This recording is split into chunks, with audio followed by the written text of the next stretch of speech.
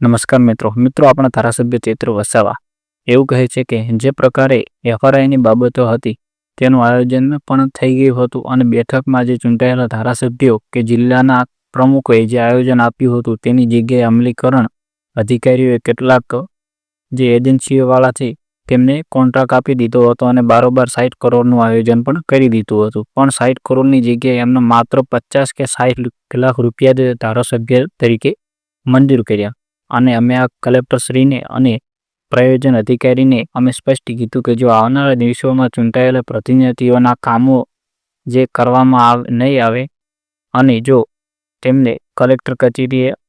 અને આ બધા આગળના કામો કરવામાં નહીં આવે કે જે તેમને તે બધી બાબતોનો સમાવેશ કરવામાં નહીં આવે તો અમે જે કલેક્ટર કચેરીએ ધરણા પર બેસીશું અને ધરણા કરીશું અને મોટું આંદોલન પણ કરીશું અને ગુજરાત પ્રમુખ મંત્રીશ્રીને મળીને કહીશું કે બિનજરૂરી આ જે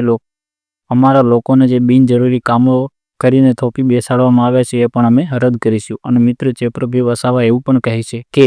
જ્યાં અમે કલેક્ટરશ્રીને હું મળ્યો હતો પછી જે મિટિંગ હતી ડેડિયાપાડાની અંદર તેમાં જે સીસીટીવીનું મેં કહ્યું હતું કે તમારે જો મને બેસાડવો હોય મિટિંગની અંદર તો સીસીટીવી ચાલુ હોવો જોઈએ અને ખાસ પહેલી વાત કે જે કાચનો ગ્લાસ છે તે પણ ના હોવો જોઈએ અને પાણીની બોટલ ના હોવી જોઈએ અને એક માણસ લાઈવ તો ચાલુ કરીને બેસવું જ જોઈએ કે અમુક કારણોસર કદાચ છે જે સીસીટીવી ફૂટેજ કે સીસીટીવી ડિલીટ થઈ જાય અથવા તો સીસીટીવી બંધ હોય એ કારણોસર તમારે એક માણસ તો તમારે તે બેસાડી રાખવો પડશે કે નહીં તો હું આજે મિટિંગની અંદર નહીં આવું, કેમ કે લગભગ મને 78 કે 80 દિવસ જેલમાં રાખવામાં આવ્યો હતો. એ મારા પર ખોટો આરોપ લગાવીને રાખવામાં આવ્યો હતો અને મને ફસાવવામાં આવ્યો હતો તે તો તમને બધાને ખબર જ છે. અને મિત્રો આના પર જે કલેક્ટર અધિકારીએ એવું કહ્યું હતું કે કલેક્ટરશ્રીએ કે હા તમે કહેશો એમ અમે કરીશું અને જે સીસીટીવી ફૂટેજ પણ ચાલુ રાખીશું, સીસીટીવી પણ ચાલુ રાખીશું અને કદાચ સીસીટીવીમાં કંઈ પ્રોબ્લેમ હોય તો અમે એક માણસ પર બેસાડીશું કે મીડિયાનો માણસ હોય અથવા તો આપણો કંઈક માણસ હશે તેને અમે બેસાડી રાખીશું અને તે લાઈવ પણ ચાલુ રાખશું એટલે તમારે તેનાથી કંઈ પ્રોબ્લેમ થશે નહીં. તો મિત્રો તમે જે ચૈત્રભાઈ વસાવાનો વિડીયો જોઈ લો. કરોડ રૂપિયા નર્મદા જિલ્લાને મળ્યા છે એની પણ જિલ્લા કક્ષાનું આયોજનની મિટિંગ હતી. ત્યારે આજની મિટિંગ મળે એ પહેલાં અમે કલેક્ટર સાહેબને લેખિતમાં પણ રજૂઆત કરી અને રૂબરૂમાં પણ હું મળ્યો.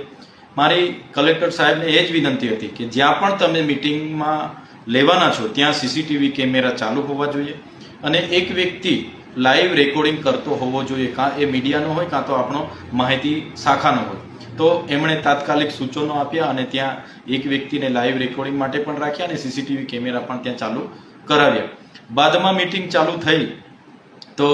મિટિંગમાં જે પ્રકારે એફઆરઆઈની બાબતો હતી એફઆરઆઈનું આયોજન થઈ ગયું, પણ ગુજરાત પેટર્નમાં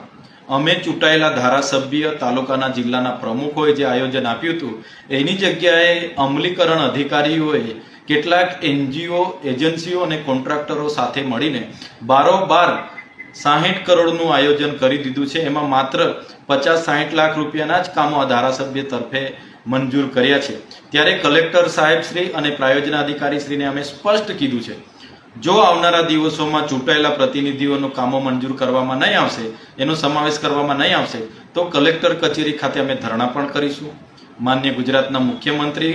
આદિજાતિ પ્રભારી મંત્રીને પણ અમે મળીશું અને અમારા લોકોને બિનજરૂરી જે કામો મંજૂર કરીને થોપી બેસાડવામાં આવે છે એ રદ કરાવીને અમારા લોકોને શું જોઈએ છે કામો મંજૂર કરાવવા સુધીની તજવીજ આવનારા દિવસોમાં અમે કરીશું. એ સ્પષ્ટ અમે વાત ત્યાં કરી છે અને કલેક્ટર સાહેબે પણ અમને બાહેધરી આપી છે કે મંગળવાર સુધીમાં તમારા કામો સમાવેશ થાય એ દિશામાં અમારા પ્રયાસો રહેશે અને અમે કરીશું એવી બાહેધરી આપી છે. જો આમ નહીં થશે તો આવનારા દિવસોમાં ચોક્કસ ઉગ્ર આંદોલન અહીંયા થશે અને ગાંધીનગર ખાતે પણ અમારે ધરણા આંદોલન કરવાની ફરજ પડશે, ત્યાં પણ અમે કરીશું. ધન્યવાદ.